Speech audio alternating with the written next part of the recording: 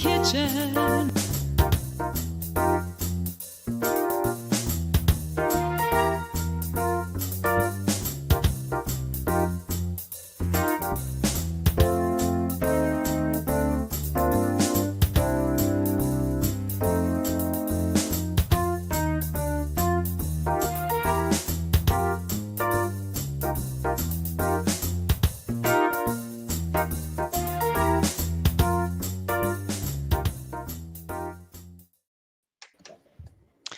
All right, welcome everybody. Let me turn the banner off, see how to do that.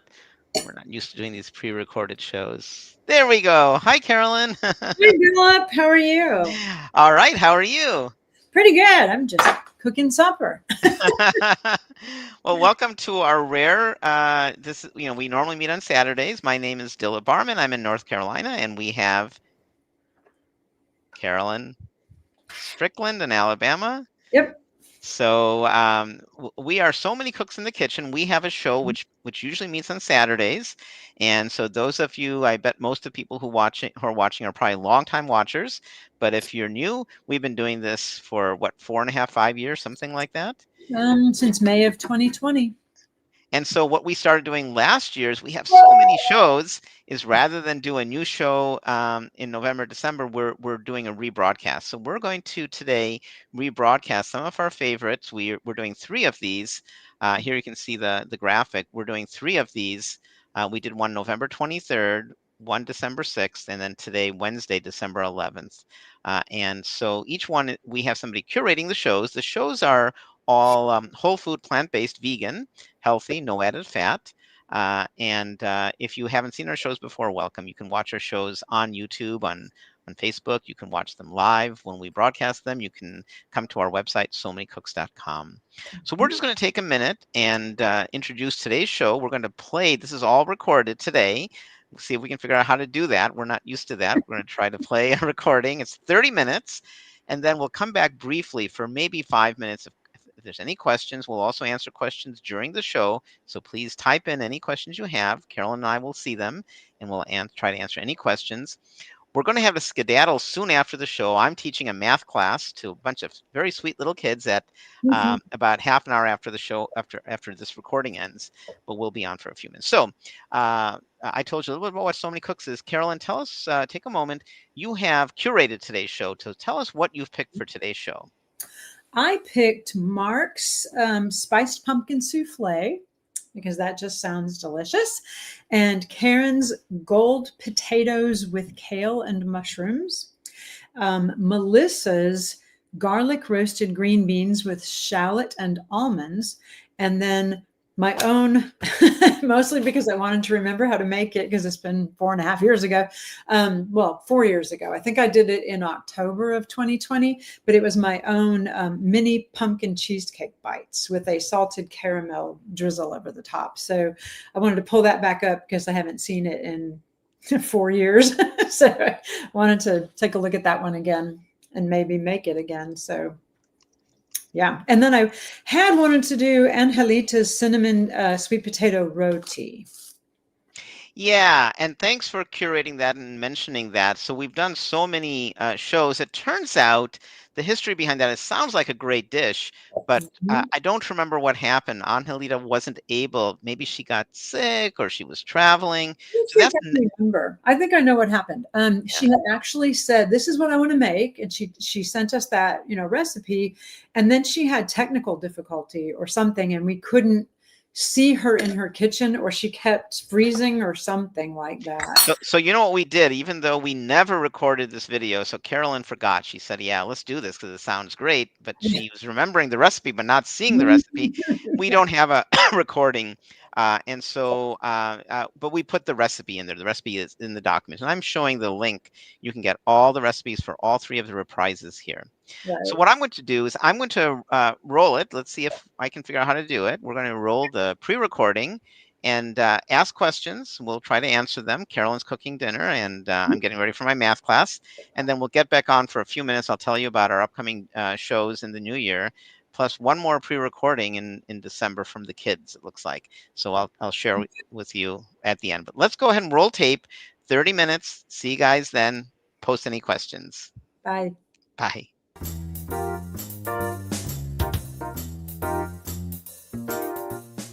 So happy to be here today. We've got a wonderful recipe just in time for autumn. The pumpkins are ready. The frost is just around the corner, but we've got a beautiful pumpkin souffle today we're going to make, and it's all plant-based. So what I've got 2 cups of milk. It's plant-based milk. I'm using oat milk in my pot along with agave syrup. There's also vanilla extract, and then we've got our classic pumpkin pie spices in there. We've got cinnamon, ginger, nutmeg, and a little bit of allspice and a pinch of salt. And we put that all in there, and I've brought my milk to a boil. And in this, I have 1/4 cup of milk, of the plant-based milk, and 1/2 cup of garbanzo bean flour. I like the garbanzo bean flour because it's going to rise a little bit like a classic souffle does. So I put that in a nice little jug like this, shake this guy up really, really good. 75% of this recipe is what I'm going to show you right now. So get the spices right, and you're going to get that recipe just right if you do what I'm doing right now and put that flour and milk in a little jug like this. So shake that up, make sure everything's all nice and diluted and all mixed in there really, really good. We're shaking, shaking, shaking. And now what I'm going to do is I'm going to take my whisk. My whisk has seen its better days. It's a little funky there, but it still works, right? If it's not broke, don't fix it. And you can kind of see here my milk is boiling away with all those wonderful spices. It already smells like pumpkin pie. And I'm just going to keep whisking, whisking, whisking, and now gently pour this mixture of flour and milk in there. And I'm just going to keep stirring, stirring, stirring. And this is really key so you don't get lumps or any little specks of flour in there. So now you can see this is just beautiful. It's nice. It's starting to thicken up really, really nicely. And as soon as you start seeing it thicken up very nicely, you can turn the heat off. Now this is where autumn really comes in, and that's my pumpkin pie puree. I just go ahead and use canned pumpkin pie puree, and this is 1 cup. And all you simply do is just gently mix this in together with the milk and all those spices. And I think I'm even going to grab my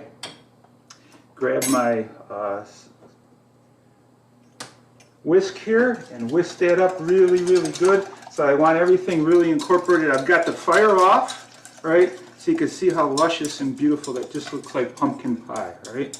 Looks just beautiful. Now I'm going to pour it in an oven-safe dish. This is a 4-cup dish that I've lightly sprayed with canola oil and then wiped it out. So I've got minimal oil because, you know, we cook without oil. And I'm just going to pour that right in there. Get all that good stuff in there. And now this will go into a 400-degree oven for 20 minutes. And it comes out looking something like this. So this is just a beautiful pumpkin pie souffle. It's going to come out smoking hot. You can put it on the table and let it cool in front of your friends or your company or what have you, and then serve some up. So we're going to serve a little bit up here, and just take a nice big scoop. It's going to have a little bit of a skin on the top, but I kind of like that. And you could serve this with some fruit or some aquafaba whipped cream perhaps. And we're going to give this a little bit of a taste. It tastes just like pumpkin pie, but it's lighter. It's warm. It's got that beautiful warm autumn spices and just that hint of vanilla. So give this a shot. Pumpkin pie souffle, or just pumpkin souffle, whatever you'd like, and give it a shot.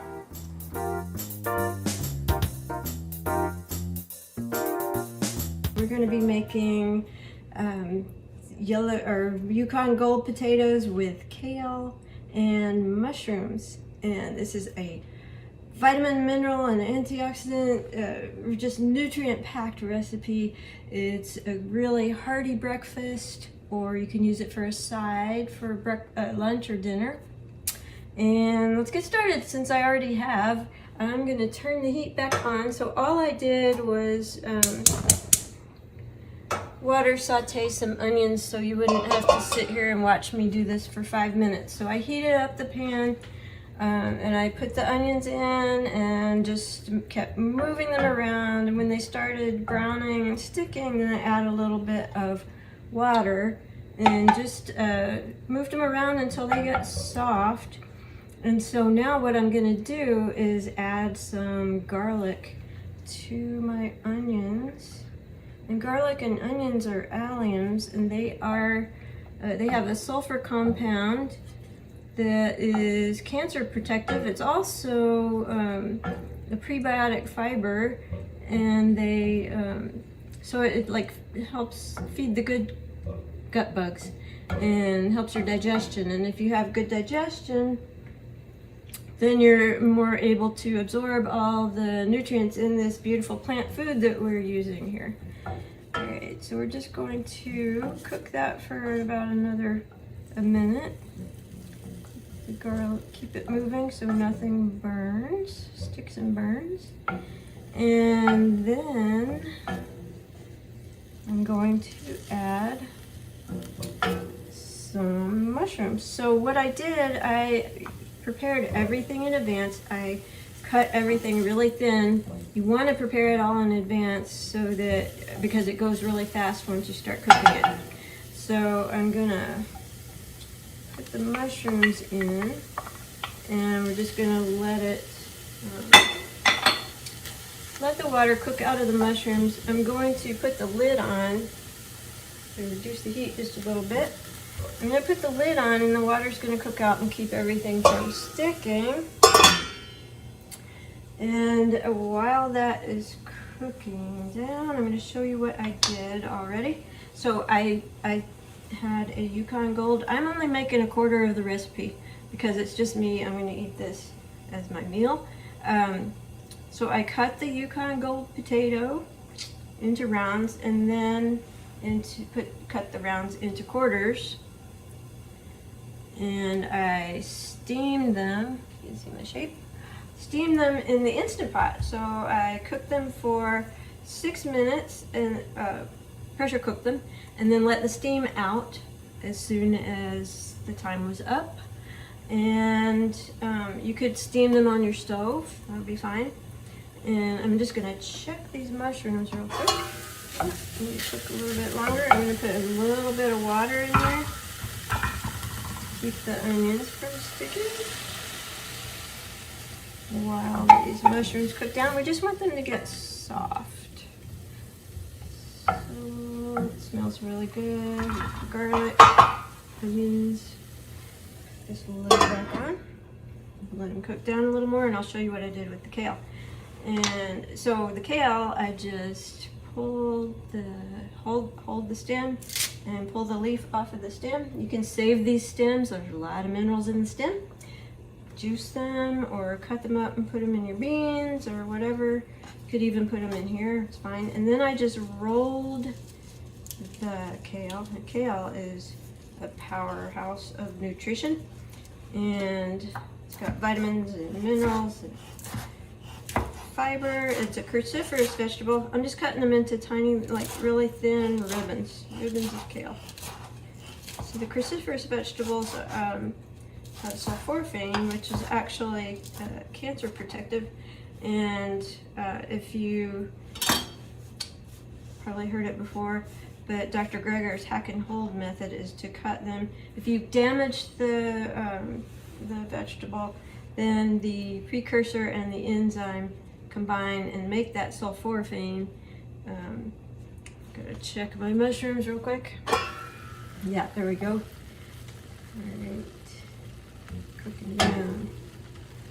All right, so the sulforaphane gets formed when the precursor and the enzyme combine. The enzyme is damaged by heat, so but the precursor is not, and the sulforaphane is not.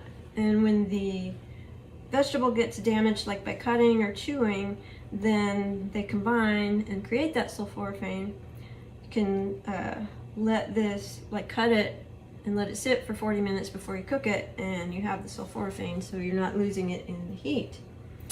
And let me just check the mushrooms one more time. Doing good. Alright, and what I did forget to do is put in the thyme, and a little spice in there. If you wanted to, you could put pepper. You could put pepper in the end. Smelling really good. Okay, so then we're going to, I'm just going to let that cook just a little more. And so I have the Yukon Gold potatoes, and they are a mix between, or a cross between the North American white potato and the South American yellow potato. And they have like 3 times as much vitamin C as a russet potato. They have half the sodium, or less than half of the sodium, as white or red potatoes. And they also have more protein than the white potatoes. So I think this is good here. And we're just going to add the kale.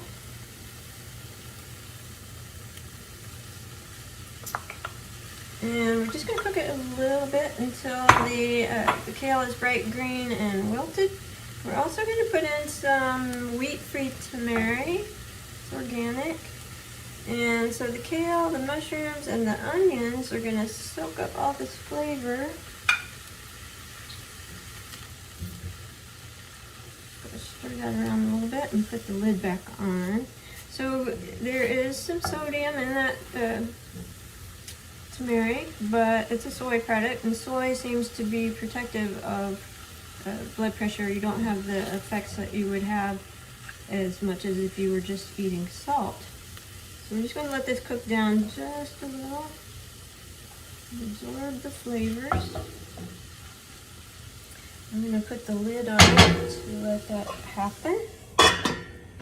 And while that is happening, I'm going to take a little bit of plant-based yogurt. It's just plain yogurt. You can use any, make your own, or buy just plain plant-based yogurt. And what I have here is, I have onion powder, garlic granules. You could use garlic powder. I have smoked paprika, and I have a little bit of salt. If you're not using salt, you could leave it out. And I'm just going to add that to the yogurt and stir it up.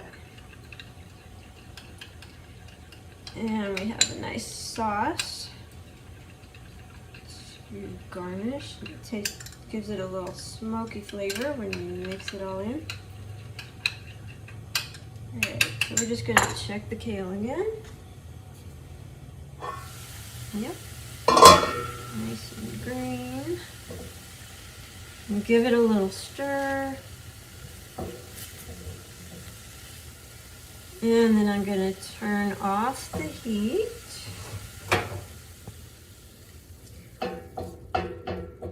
And add some lemon juice. So this is a gas stove, but if you had electric, you would probably want to remove this from the burner. So I'm going to add just a little lemon juice, and what that's going to do is not enough to make it taste lemony, but it's going to give it a little zip, and it's going to add some vitamin C, and it's going to take care of any bitterness in that kale that might be there. So we'll just stir it around until it's all combined. And then we're just going to add the cooked potatoes. So the greens and the mushrooms and the onions have soaked up all of that flavor. And then we're going to cut it with these velvety, smooth, creamy potatoes. All that color looks so good. Just stir to combine. And then all we have to do is put it in our serving bowl. If you're making the whole recipe, you need a bigger skillet. Alright, so we're just gonna put it in the bowl.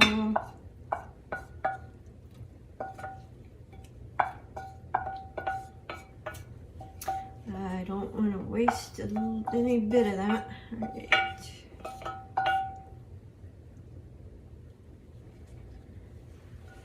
And then we're going to top it with the sauce. Gonna move it over here.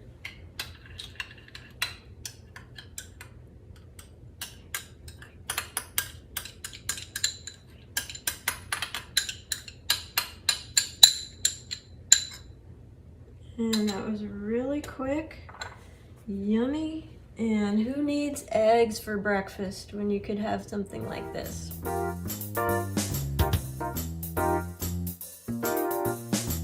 We're talking Thanksgiving dishes today, and I'm going to show you how to make a very simple, easy, roasted green beans with shallots and garlic. Usually at Thanksgiving, it's very traditional to have the soupy green bean casserole with canned green beans and fried onions on top. And if you like that, if that's traditional for you, by all means make it. I prefer fresh green beans and I want them to be a little al dente. So this is a dish that I really like at Thanksgiving. Normally I just steam my green beans, but we want to dress them up a little bit for Thanksgiving, and this is so easy to do that. So we're going to start with trimmed green beans, 1 pound. Now I went ahead and bought already trimmed green beans at Trader Joe's, and then I only had to cut them in half. So we have the green beans, and mostly our dish is going to be getting all of its flavor from shallots that look like this and garlic. Now the shallots and garlic are from the allium family of vegetables, which have huge amounts of antioxidants. They include shallots and garlic, but of course onions, chives, scallions, things like that, leeks also. And that family of vegetables is one of the healthiest family of vegetables, along with the cruciferous vegetables.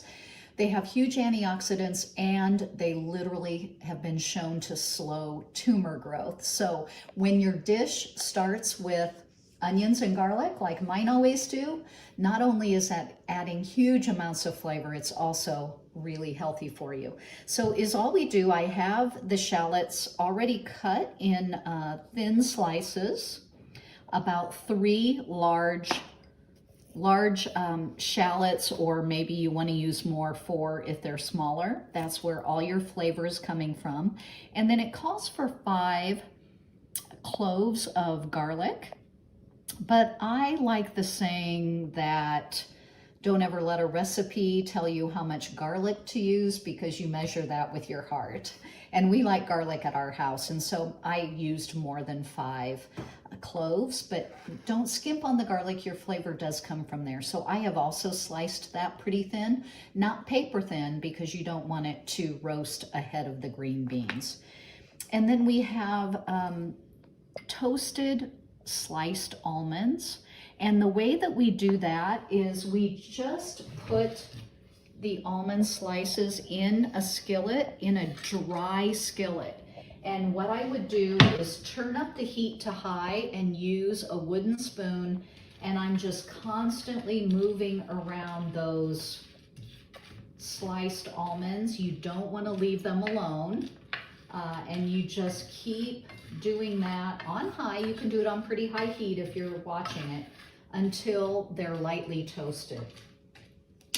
So then is all you do is you take your green beans. We're going to add all of these nice sliced shallots and all of the garlic.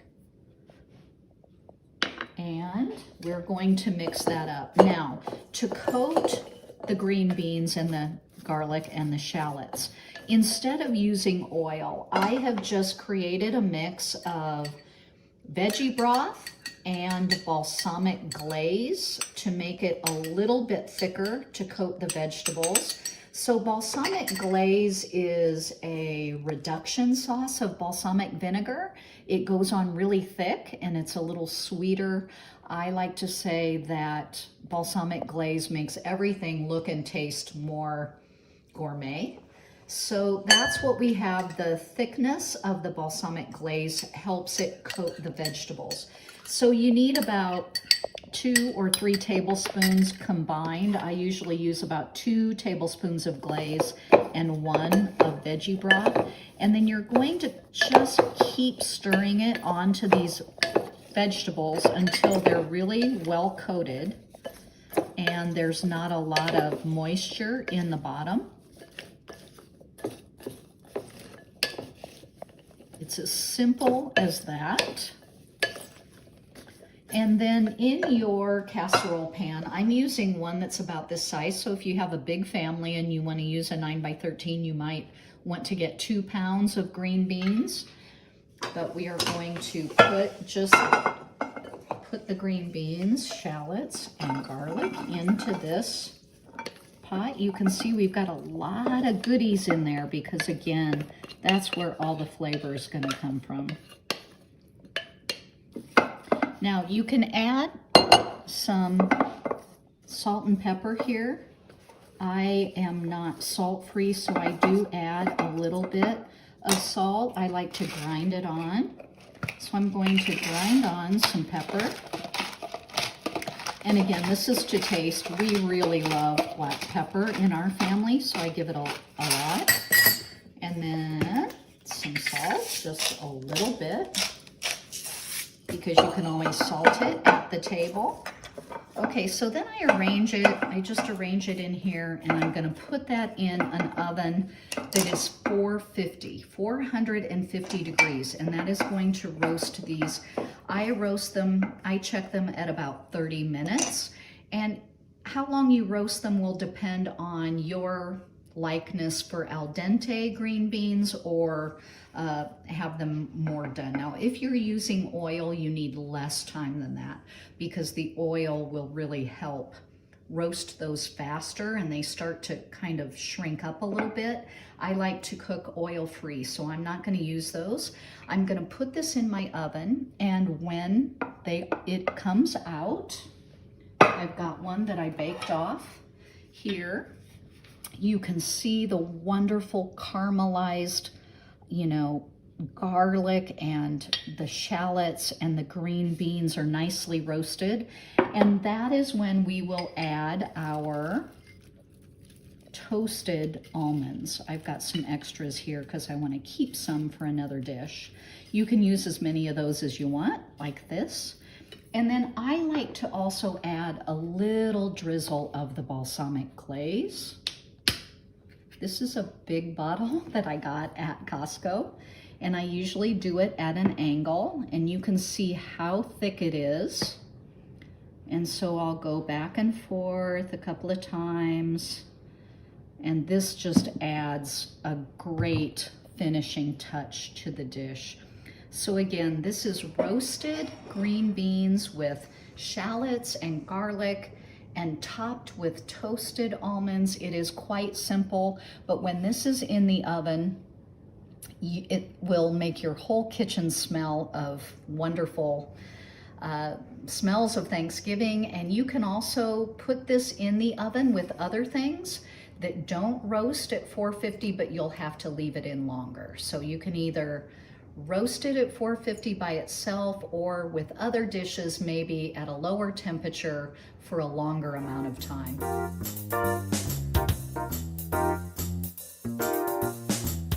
They are mini pumpkin cheesecakes. You could also make them in a regular springform cheesecake pan if you want to. You're just going to increase the baking time a little bit. So these bake about 20 to 22 minutes.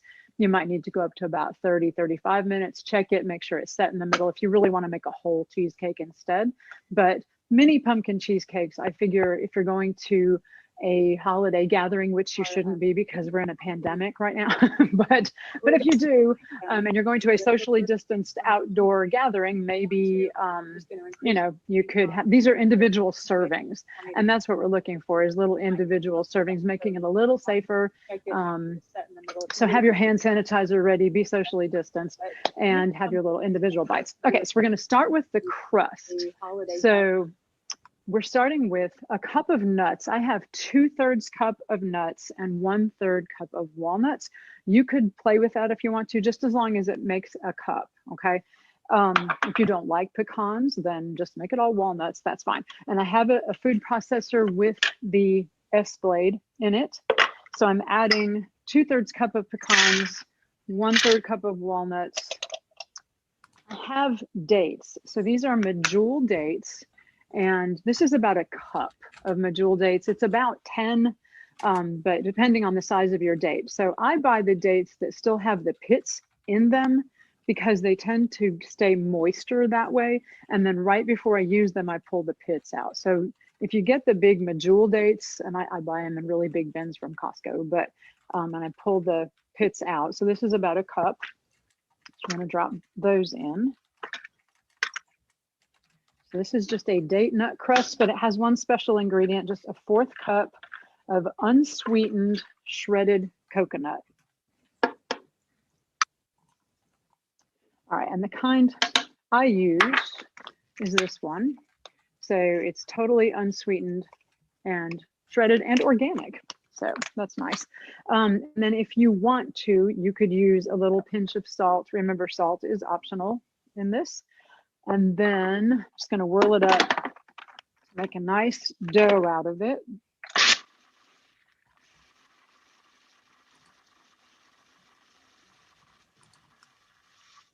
If it doesn't seem to come together right away, you could add a few teaspoons while it's running, just a little bit of water to help it pull together into a dough.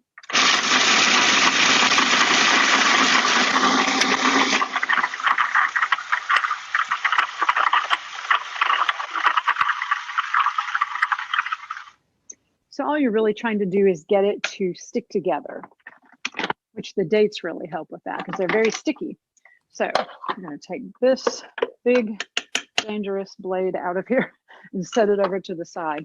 Okay, so I'm going to dump all of that into a bowl and show you how very easily it sticks together. That back on here. Turn it off. Okay, I'll slide that over here. Okay, so we have this big bowl of chopped up everything. All right, so it's dates, nuts, coconut, a little pinch of salt if you want to. You don't have to. And you could use other nuts if you want to try with cashews or sunflower seeds. You know, change it up as long as it equals to about a cup. Okay, so the easiest way to do this to me is to make it into a big ball.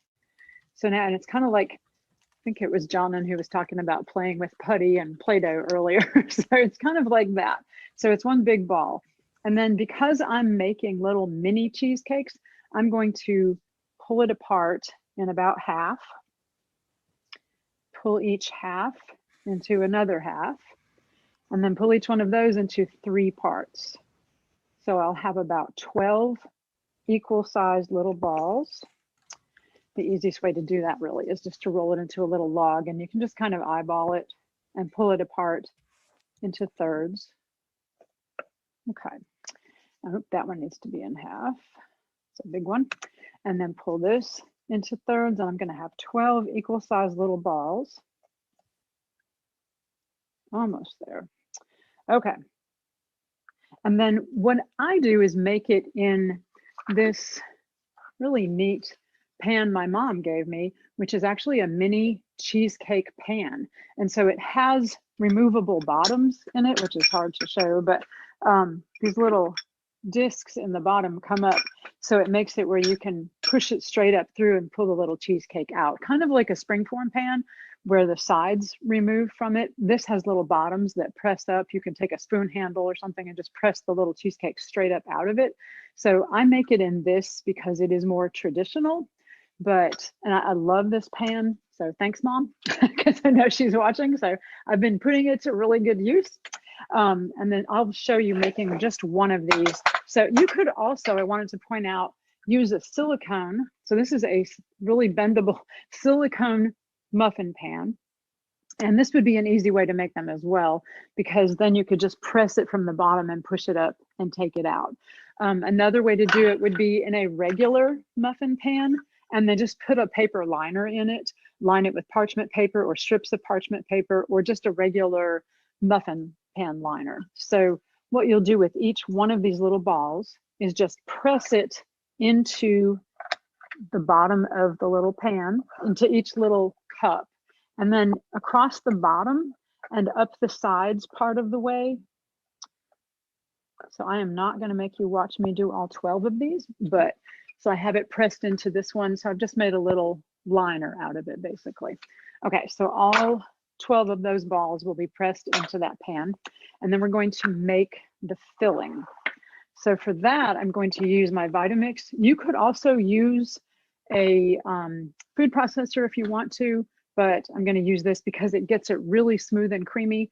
One of the main ingredients, instead of using that store-bought cream cheese, is cashews. So, and I know I'll get the question, can I use something besides cashews? So one of the things, I taught a class last month and I had somebody who was allergic to tree nuts. So I think you could probably replace it with sunflower seeds, the unroasted, unsalted kind, like raw sunflower seeds. And I think that would probably work. I haven't tried it, but I do think that that could probably work in place of the cashews if you happen to be allergic to tree nuts.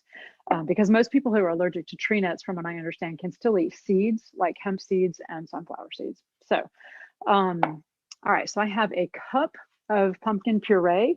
And as we previously talked about, you could make your own pumpkin puree from a whole sugar pumpkin, just cut it in half, pull the seeds out, roast it until it's tender, and then puree it in your food processor, and you have this really nice pumpkin puree. You could also use store-bought, just organic canned pumpkin puree. So we're putting 1 cup of pumpkin puree. And then the not sunflower seeds, the cashews. The cashews that I have are the whole organic, unroasted, unsalted. I don't think they're actually technically raw, because actual raw cashews apparently have something that makes you very sick. So I think all cashews we buy that we think of as raw are really just unroasted, unsalted, but they have already been cooked in some way to remove, I think it's some sort of, somebody probably knows more about this than I do, but some sort of poisonous sap that's on the outside of them that we can't eat. So I have taken those organic, they're unroasted, unsalted cashews, and I've boiled them for about 10 minutes. And so they're nice and soft. I'm going to add those and drain them really well. I have a half a cup of coconut sugar. So this is not coconut brown sugar. So this is not refined sugar. Coconut sugar is lower on the glycemic index. It won't spike your blood sugar quite as fast. It's not quite as sweet as refined white sugar, but it is delicious and nice and sweet enough that it's, you'll know it's sugar. So we have a half a cup of the coconut sugar. We have 1 teaspoon of pumpkin pie spice. So you could buy a bottle of pumpkin pie spice, or you can make it yourself with just cinnamon, nutmeg, ginger. I have the recipe. So the recipe has been already added to our list of comments. If you want to look at it, it's also on our Facebook page. So take a look at that, because I put on there a recipe for making your own pumpkin pie spice. So I just make my own and keep it in the cabinet. So 1 teaspoon of pumpkin pie spice, 1 teaspoon of vanilla extract, and 1/2 cup of a plant-based milk. So you could use a light coconut milk if you want to. I'm using my homemade almond milk, and it's unsweetened almond milk. There we go. And then if you want to, you can add, oh, I'm sorry, the most key ingredient here, I'm forgetting, 1 tablespoon of tapioca starch. You could also use potato starch, cornstarch, arrowroot powder, any of those starches that help things get firmer when they're baked. So this is tapioca, organic tapioca starch, and just a pinch of salt. And then I have my lid here, so I'm going to whirl this up, and you're going to want to let it whirl for quite a while to get really smooth and creamy.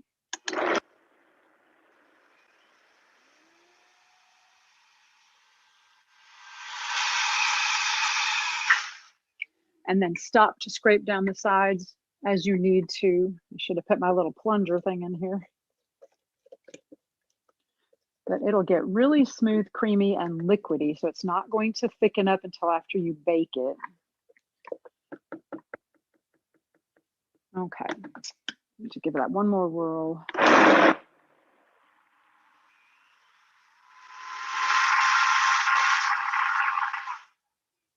Okay, it's not quite creamy enough yet for me, but what I would do then is pour it into the individual containers that already have that date nut crust lining each of the parts of the pan or your muffin pan.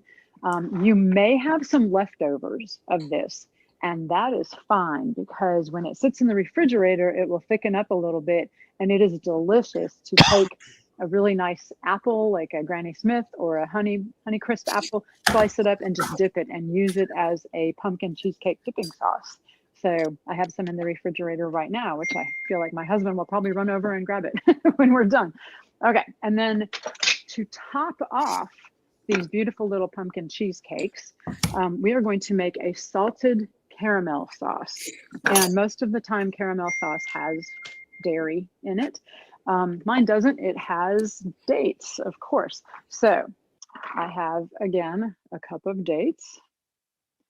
I'm going to drop those in here. And they're all, the pits have been removed. This is about 16 dates, actually. So you want 16 of these nice, big, plump medjool dates, and have already had the pit removed. We have a cup and a quarter of unsweetened almond milk. So you want to start with about a cup and then add more if you want it a little bit thinner. So that's really up to you, but I'm going to do about, I like it a little bit thinner, so I'll do about a cup and a quarter. And then scrape that in. And so this is a salted caramel sauce. You can leave the salt out if you are watching salt in your diet. Oh, and a teaspoon of vanilla extract. But salted caramel seems to be kind of a big like fad right now. So I've noticed there's like salted caramel ice cream and salted caramel everything. So that's why I came up with a salted caramel sauce. So just a little, you can add as much salt as you want to into yours to give it that kind of salty flavor, or leave it out. That's perfectly fine too. So we're going to whirl that up until it's smooth and creamy. I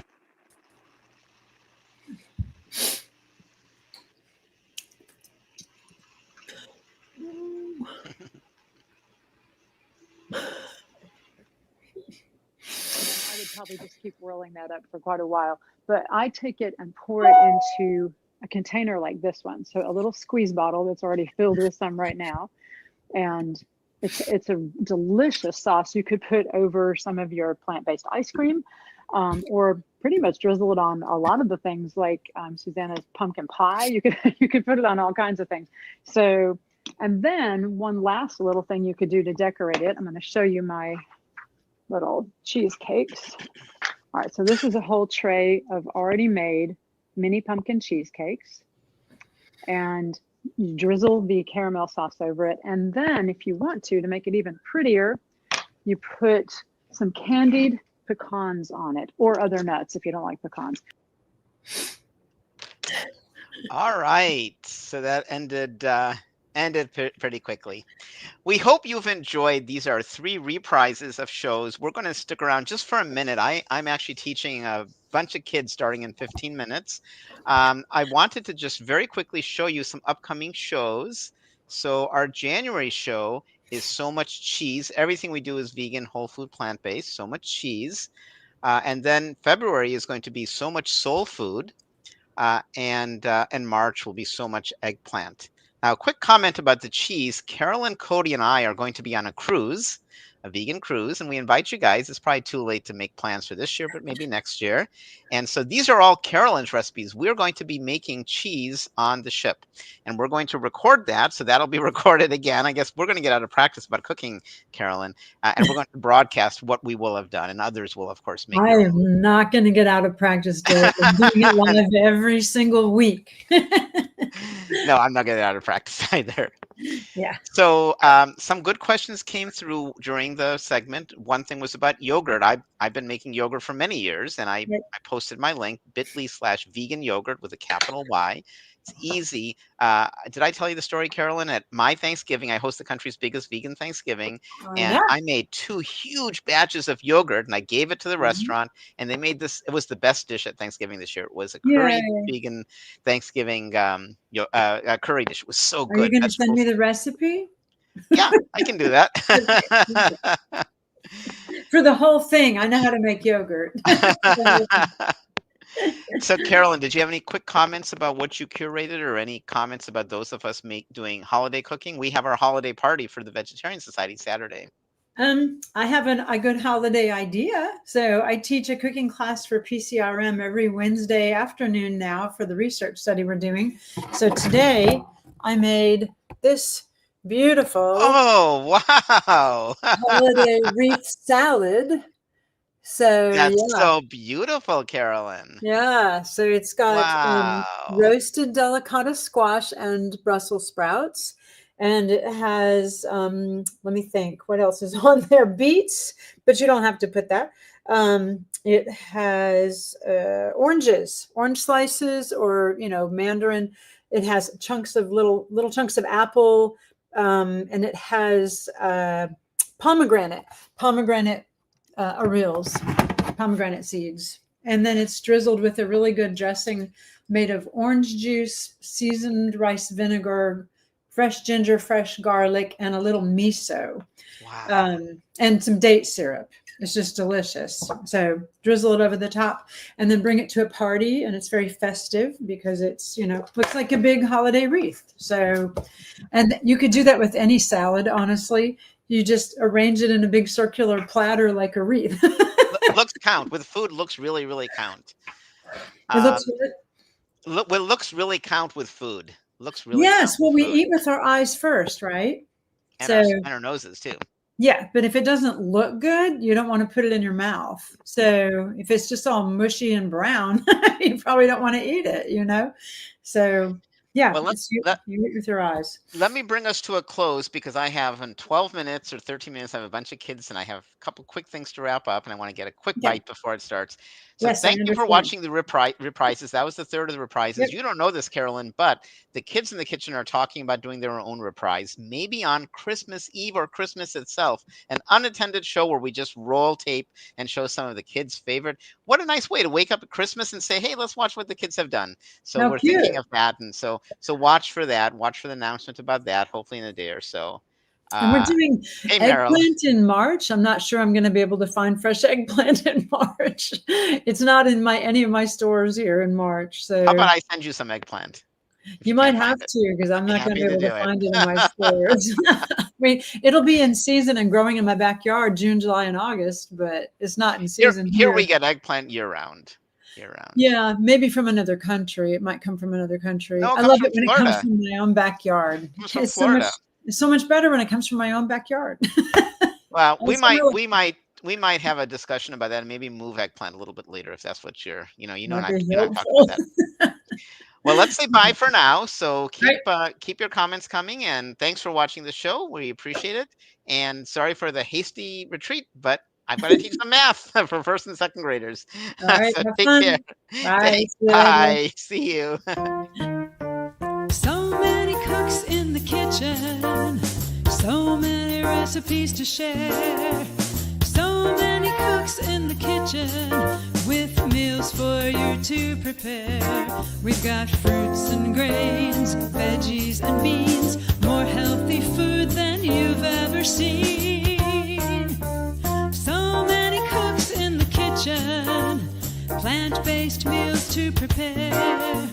So many cooks in the kitchen with ideas we're happy to share.